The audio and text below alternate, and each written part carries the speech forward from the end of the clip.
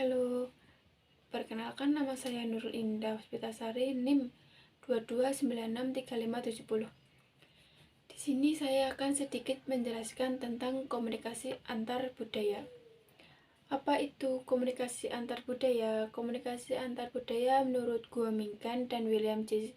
Sartosa mengatakan bahwa komunikasi antar budaya adalah sebuah proses negosiasi atau pertukaran dari sistem simbolik yang membimbing perilaku manusia dan membatasi mereka dalam menjalankan fungsinya sebagai kelompok. Di sini ada juga hakikat komunikasi antar budaya. Yang pertama, enkulturasi. Mengacu pada proses yang mana kultur atau budaya ditransmisikan dari satu generasi ke generasi berikutnya. Yang kedua, akulturasi. Mengacu pada proses yang mana kultur seseorang dimodifikasi melalui kontak atau pemaparan langsung dengan kultur lainnya.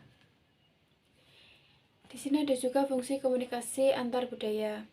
Yang pertama, fungsi pribadi. Fungsi pribadi adalah fungsi komunikasi yang ditujukan melalui perilaku komunikasi yang bersumber dari seorang individu.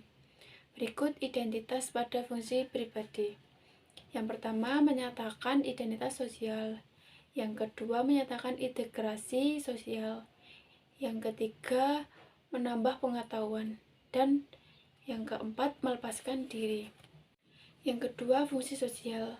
Yang pertama, fungsi sosial pengawasan. Yang kedua, menjembatani. Yang ketiga, sosialisasi nilai. Dan yang keempat, menghibur. Di sini juga ada prinsip komunikasi antar budaya. Yang pertama, relativitas bahasa. Relativitas bahasa itu bahwa bahasa mempengaruhi pemikiran dan juga perilaku yang paling banyak disarankan oleh para antropologis linguistik. Yang kedua, bahasa sebagai cermin budaya. Semakin besar perbedaan budayanya, maka semakin nampak perbedaan komunikasinya. Yang ketiga, perbedaan antar budaya.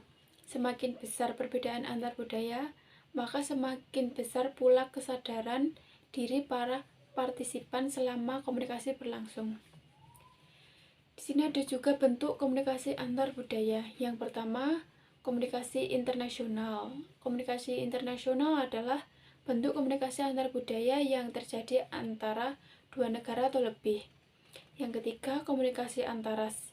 Komunikasi antaras adalah sebuah bentuk komunikasi yang terjadi apabila adanya interaksi atau proses komunikasi pada individu atau kelompok yang berbeda ras.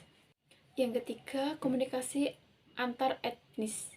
Komunikasi antar etnis adalah bentuk komunikasi yang mana proses komunikasinya berasal dari etnis yang berbeda. Sekian dari saya.